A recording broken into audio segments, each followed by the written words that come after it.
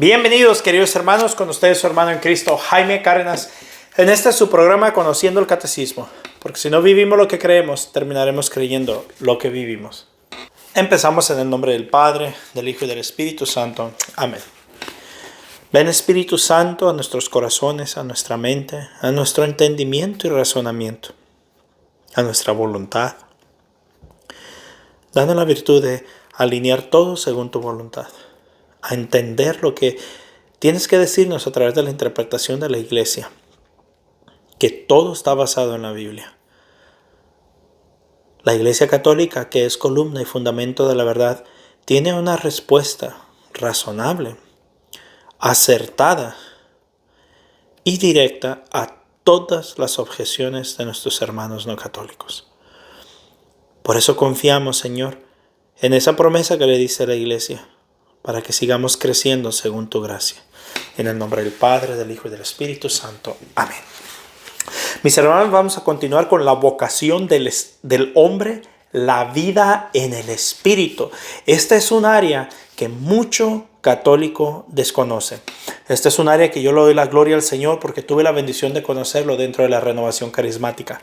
La vida en el Espíritu es la que verdaderamente transforma la vida. Así que vamos a profundizar este tema. Numeral 1699. La vida en el Espíritu Santo realiza la vocación del hombre. Capítulo 1.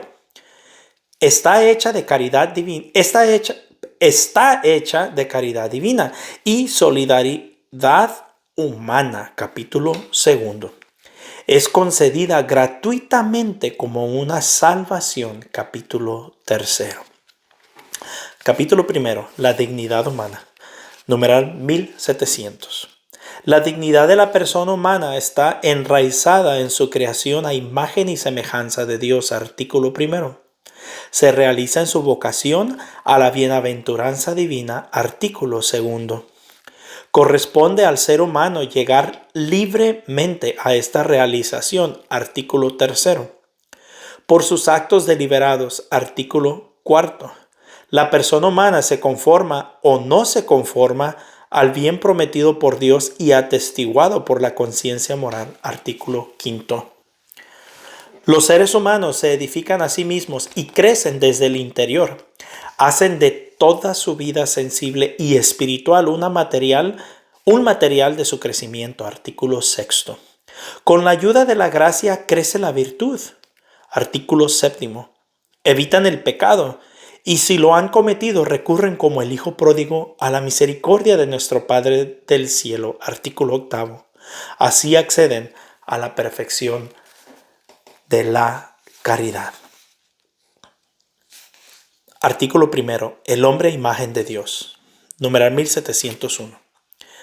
Cristo, en la misma revelación del misterio del Padre y de su amor, manifiesta plenamente el hombre al propio hombre, y él descubre la grandeza de su vocación, En Cristo, imagen del Dios invisible. Colosenses 1:15. El hombre ha sido creado a imagen y semejanza del Creador. En Cristo, Redentor y Salvador, la imagen divina alterada en el hombre por el primer pecado ha sido restaurada en su belleza original y ennoblecida con la gracia de Dios. Numeral 1702. La imagen divina está presente en todo hombre. Resplandece en la comunión de las personas a semejanza de la unidad de las personas divinas entre sí. Numeral 1703. Dotada de un alma espiritual e inmortal, la persona humana es la única criatura en la tierra a la que Dios ha amado por sí misma.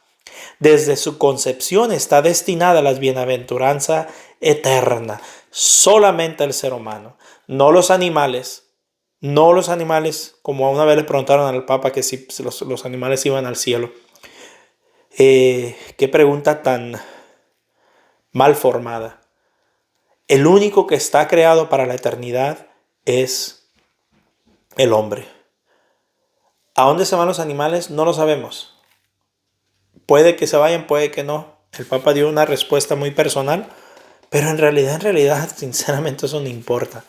Lo que importa es el ser humano. Dios nos creó a nosotros.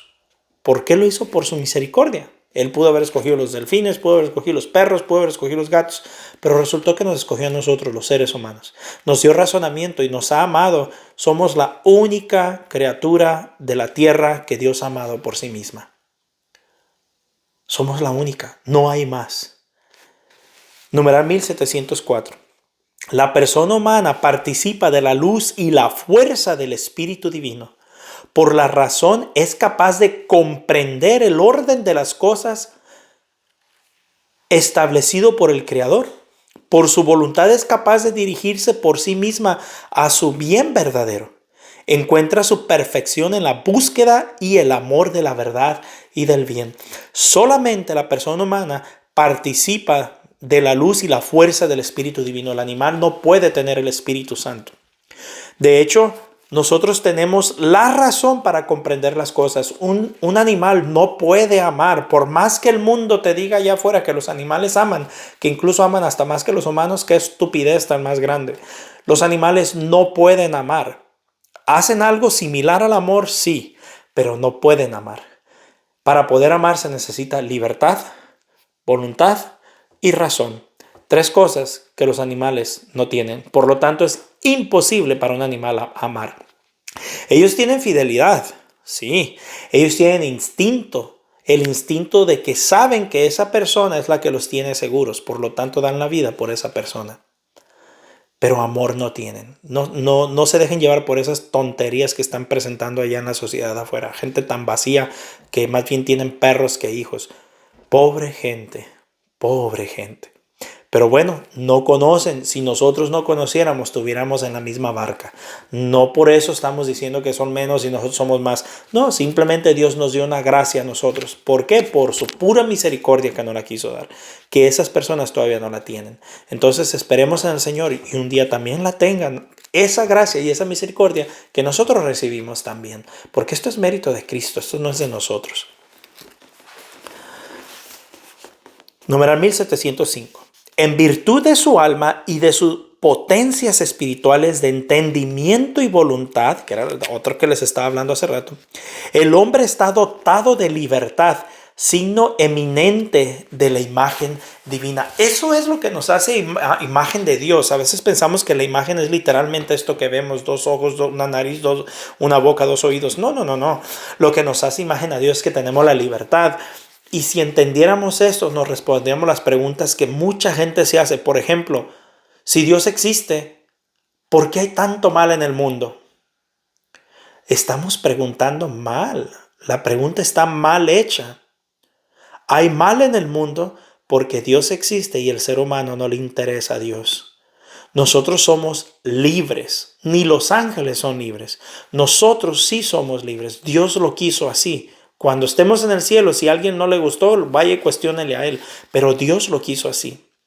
Tenemos la libertad de hacer el bien, de hacer el mal, de destruir o de construir, de amar o de odiar, de aceptar a Jesús o de rechazarlo. Es más, de salvarnos o condenarnos. Dios ya nos dio la salvación, ahí no hay duda, Dios nos la dio. Pero ¿qué hacemos con esa salvación? No me vengas con el cuento de que, ay, yo nomás rezo en la mañana y rezo en la noche. Yo hago mis recitos y todo el día no tenemos a Dios presente. No. Para alguien que no tiene conciencia ni tiene el Espíritu Santo, puede que le sirva. Pero para los que ya tenemos conciencia, necesitamos en oración todo el día, estar en oración todo el día, no nomás en ratitos. Recordemos, mis hermanos, que nosotros tenemos la imagen divina de Dios. Nosotros representamos a Dios. Por eso tenemos que tener conciencia de todo lo que hacemos, porque mucha gente no cree a causa de nuestros malos testimonios. Yo aquí sentado, como me veo frente a cámara, he sido culpable de que mucha gente se aleje del camino de Dios. ¿Por qué? Porque soy humano, me equivoco igual que todo el mundo. Pero no por eso nos vamos a dar por vencidos. Si por causa de nuestros malos testimonios hemos alejado a 10 personas, por causa de nuestro esfuerzo para la gloria de Dios, hagamos por acercar a 100. Todos nos vamos a equivocar. Ahora, Con esto no excusamos a los que se fueron por causa de malos testimonios. Pobres gentes que pusieron su fe en un hombre y no en Dios. Se fueron por cobardes, por débiles, por lo que le quieras poner. Pero no por eso nos vamos a excusar y hacer todo el mal. Y saben, duele decirlo, pero estoy seguro que otros tantos se irán. Porque somos humanos y nos equivocamos. Y estas personas que ponen su fe en el hombre, tarde o temprano les vamos a fallar. Pero miren nomás, y aquí voy a hablar un poco fuerte, pero miren nomás lo hipócritas que son, porque también ellos van y les fallan a otros. Les duele que les fallen a ellos, pero ellos van y fallan a otros. ¿Y por qué digo hipócrita? Porque si no fueran hipócritas, entonces dijeran, no, pues la verdad es que yo también he fallado a otros. Entonces, ¿por qué me voy a escandalizar cuando a mí me fallen? Pero como son hipócritas, se les falla a alguien y se les rasga el corazón porque les fallaron. Pero a la media vuelta van ellos y defraudan a otros. Entonces, ojalá seamos coherentes, por lo menos con lo que decimos. Numeral 1706. Mediante su razón, el hombre conoce la voz de Dios que le impulsa a hacer el bien y evitar el mal. Todo hombre debe de seguir esta ley que resuena en su conciencia y que se realiza en el amor de Dios y del prójimo. El ejercicio de la vida moral proclama la dignidad de la persona humana. Mis hermanos, la razón es la que nos hace entender el llamado de Dios. La razón es la que nos hace discernir la voz de Dios. La razón es la que nos hace diferenciar entre el bien y el mal. La voluntad es la que nos hace tomar el bien o el mal, escuchar o no escuchar la voz de Dios. Pero la razón no la hace sentir. Ahora, todo hombre debe de seguir esta ley que resuena en la conciencia. Nadie te tiene que decir que está mal. La conciencia lo sabe. Pero hay un problema, que si mal formamos la conciencia o la dormimos la conciencia ya no nos dirá nada. Yo no sé ustedes, pero a mí me ha pasado que cometo un pecado y me siento bien mal. Pero si no hago nada al respecto y lo vuelvo a hacer, me siento menos mal. Y luego menos mal y llega el punto que ya no me suena, ya no me hace nada. Entonces a veces la gente dice, pero es que mi conciencia está tranquila.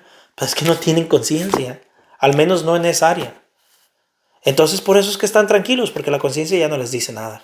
So es bien importante estar atentos a no tener una conciencia dormida y si está despierta, a tenerla formada. Porque miren, yo atiendo a mucha gente y me ha tocado escuchar, hay gente que casada, las mujeres no quieren tener relaciones con sus maridos, que porque es pecado, que porque es lujuria. Entonces la conciencia tiene que estar formada. No solamente tener conciencia, pero formar la conciencia. ¿Y cómo la vamos a formar la conciencia? Conociendo la doctrina de la iglesia, conociendo la Biblia, la palabra de Dios, conociendo la oración, viviendo la oración, pidiendo el Espíritu Santo que nos vaya iluminando y formando la conciencia, que seamos sensibles a lo que la conciencia tiene que decirnos. ¿Cuántas veces nos pasa que hacemos algo, por ejemplo, amarramos algo y decimos nosotros, es un gusanito que me dice que como que algo no está bien, pero lo ignoramos, nos vamos y resulta que después se desamarra y hay un problema por consecuencia de eso? A mí me ha pasado tantas veces. ¿Por qué? Porque a veces somos tercos y no sabemos escuchar la conciencia. Y cada vez que ignoramos esos llamados, esos destellitos de luz, los ignoramos, para la próxima es más fácil ignorarlos. Y más fácil ignorarlos. Y más fácil ignorarlos. Y llega el momento donde ya no lo vemos. Por eso es tan importante formar la conciencia. El hombre persuadido por el maligno abusó de su libertad desde el comienzo de la historia. Sucumbió a la tentación y cometió el mal. Creo que todos cometemos esto. Conserva el deseo del bien, pero su naturaleza lleva la herida del pecado original. Ha quedado inclinado al mal y sujeto al error. De ahí que el hombre está dividido en su interior. Por esto, toda vida humana, singular o colectiva, aparece como una lucha ciertamente dramática entre el bien y el mal, entre la luz y las tinieblas. Por eso no debemos admirarnos cuando vemos una persona que está entregada a Dios, pero comete un error. Porque hay una lucha interior. Y no lo juzgues el resto de su vida por un error que cometió. Quizás hoy se equivocó, pero mañana se arrepintió y siguió adelante. En cambio hay gente tan, pero tan dormida. Yo no voy a misa porque ahí está llena de pecadores. ¡Ah! ¿En dónde no hay pecadores?